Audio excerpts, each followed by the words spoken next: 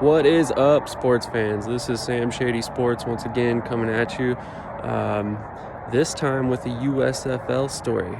We finally got the announcement that we've all been waiting for. The USFL announced their last 2 of 8 head coaches, and we got the announcement that was probably the worst kept secret of the USFL, that their home would be in Birmingham, Alabama for the 2022 season for all 8 teams. The announcement finally gave us the names of Jeff Fisher and Larry Fedora, even though most of us had previously known that Jeff Fisher would be working with the league in some way or another. With less than a month to go until the player selection meeting and 78 days till the season kicks off, it's a little surprising that it took so long to get the last head coaches announced from the league. But this is kind of par for the course with the way the USFL has been operating this season so far. It seems that the announcements are few and far between, and when they do come, it's with multiple different pieces of information and not one at once, like the NFL tends to do. I, for one, kind of like this. It seems like they only talk when they have stuff to say, and it has made for a refreshing change to the NFL, where a lot is said and sometimes a lot of it's just rumors. So far, everything that we've heard from the USFL has wound up being true in one way or another, and I think that will continue to happen throughout the course of the league. But with this announcement being made public, I decided that this would be a good time to finally break down the head coaches that had been hired by the USFL, and the first man on that list is Mike Riley. Riley started coaching in 1975, the year after he graduated from Alabama as a defensive back. Despite being a defensive player in college, he's widely regarded as an offensive name, which is kind of odd if you ask me. He was tapped to run the New Jersey Generals. This will be his 6th different professional football league that he has coached for, and 7th league total if you count the NCAA. The 68-year-old has been coaching for what seems like forever, but the truth is that it's been a little over 40 years, and he's nearing 50 years of professional coaching experience, including over 25 of it as a head coach.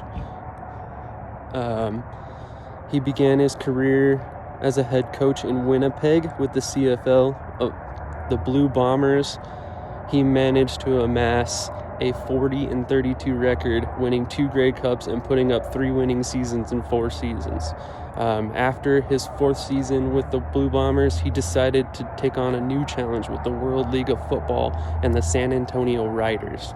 He spent 2 seasons with the Riders of the World League, one of which was a losing season, and then another was a winning season. He was intending to stay with the Riders for a 3rd season as they transferred to the CFL as the World League folded, but unfortunately finances would not allow them to last long enough to make the transfer.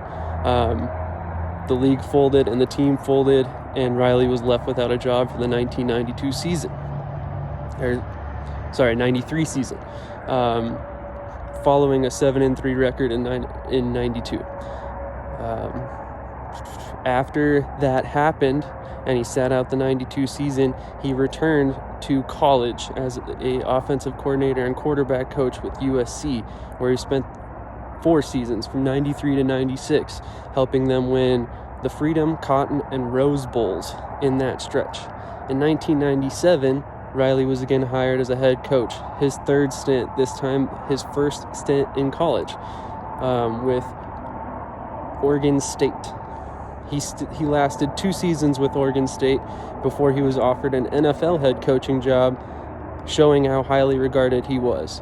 When he took the job with the Chargers, he vacated a position that had finally gotten an NFL caliber roster, and Dennis Erickson proved that by putting up a 7-5 record the very next year. Only 3 seasons later, the Chargers had moved on from Riley, and the Oregon State Beavers had lost Erickson to the NFL. So, naturally, they went back to Riley. Riley came back and would coach with them for 14 seasons following the 2002 season, in which he spent with the Saints as an assistant head coach and defensive backs coach, showing his penchant for the defensive side of the ball.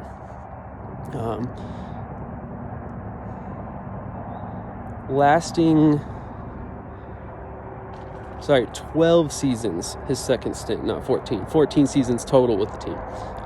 He produced an 85-66 record, at this point totaling a 158-155 record in all of the leagues he had coached. By 2015, he was offered another head coaching position that was considered a move up to Nebraska. The vaunted Cornhuskers decided that he was highly enough regarded that it was time for him to take their position. However, this lasted just 3 seasons, with him racking up a 19-19 record, following 2 losing seasons in 3 years and a very poor stretch to finish out the 2018 season. Nebraska fired Riley once again.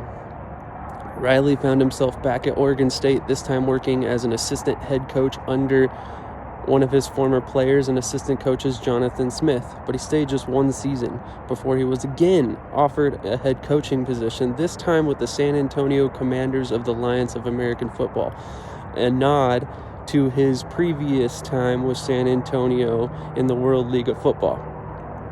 He produced a 5-3 record before the league folded in 2019, but have no fear, Riley landed on his feet once again, this time with another spring league, the XFL, the second iteration of the XFL, that is. This time landing with the Seattle Dragons as the offensive coordinator and quarterback coach. However, due to personal reasons, he missed the first 3 of 5 games in the XFL season, managing to coach just 2 games. He again was the victim of the league folding, this time the 3rd time a league had folded with him as a coach. He would ultimately spend the next couple seasons out of football with no position at all. However, come 2022 and the USFL came calling for him to take over the New Jersey Generals, and I personally think he couldn't be a more perfect candidate.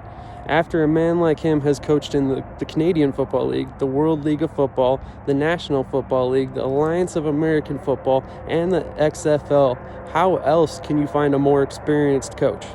This man has literally been a head coach at nearly every level of football that you can possibly coach at, and succeeded at nearly every level.